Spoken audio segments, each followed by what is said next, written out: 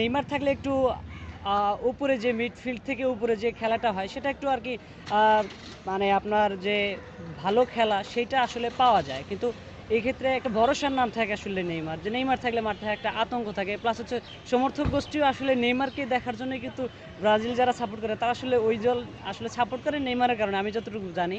তো সেই ক্ষেত্রে আসলে নেইমারকে মিস করবে। অনাকাঙ্ক্ষিত ঘটনা ঘটতে যেতেও পারে। গোল অনাকাঙ্ক্ষিতভাবে খেয়ে যেতেও পারে কালকেও। ব্রাজিল এই ম্যাচটা ভালোভাবেই জিতবে, কারণ প্রথম ম্যাচটা যেহেতু ড্র করছে, এই ম্যাচটা এক্সট্রা মোটিভেটেড হয়ে খেলবে তারা। আর হাইটি যেহেতু র্যাঙ্কিংয়ে 80 নাম্বারেরও পরে, তো এই ম্যাচটা ব্রাজিলের জন্য সহজই হওয়ার কথা।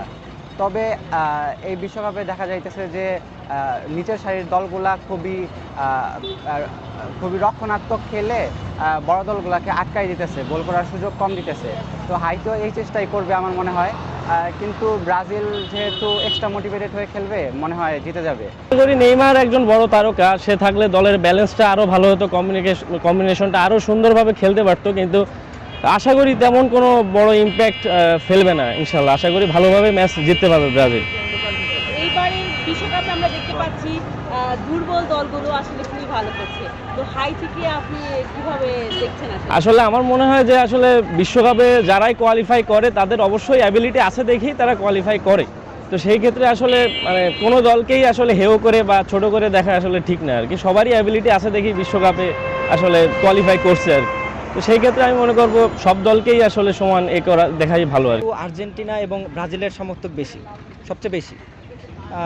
গত বিশ্বকাপে কিন্তু আর্জেন্টিনা বনাম যে সৌদি আরব যে খেলাটি হয়েছিল, সেখানে কিন্তু আমরা দেখেছি আর্জেন্টিনা কিন্তু 2 গোলে পরাজিত হয়েছিল। তারপরে কিন্তু তারা বিশ্ব চ্যাম্পিয়ন হয়েছে।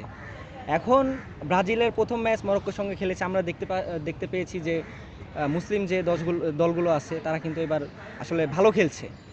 সেই তুলনায় আমি যদি বলি যে ব্রাজিলের আসলে কিছুটা আর কি খেলার ঘাটতি ছিল, যার কারণে মরক্কোর সঙ্গে আসলে কিন্তু ড্র করেছে, কিন্তু হারে তো আর নেই। তবে আমি একজন ব্রাজিলের ফ্যান হিসেবে বলবো যে আজকে আমরা ইনশাল্লাহ 3-0 গোলে জিতবো, এমনটাই আশা। ব্রাজিলের একটা সংকটকালীন সময় যাচ্ছে এই বছরটা। তাদের ডিফেন্স নেই, সিলভা ভালো খেলতো, ডিফেন্স ওদের নর্মাল হয়ে গেছে এবং কি দেখা যাচ্ছে যে নেইমার খেলতে পারছে না ইনজুরির কারণে। আগামী ম্যাচেও তাকে আসলে নামানো হবে কিনা এটা নিয়েও সন্দেহ রয়েছে।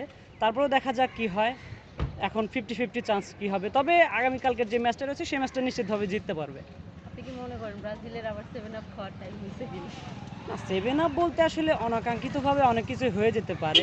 ব্রাজিল একবার 7 আপ খেয়ে ফেলছে, তারপরে যে এখন আবারও খাবে, এটা নিয়ে আসলে বলার কিছু না। 7 আপ কেন, 7টা গোলের থেকে বেশিও হতে পারে, আবার গোল নাও খেতে পারে। এটা আসলে ফুটবল বিশ্বকাপে হতেই পারে একটা জিনিস।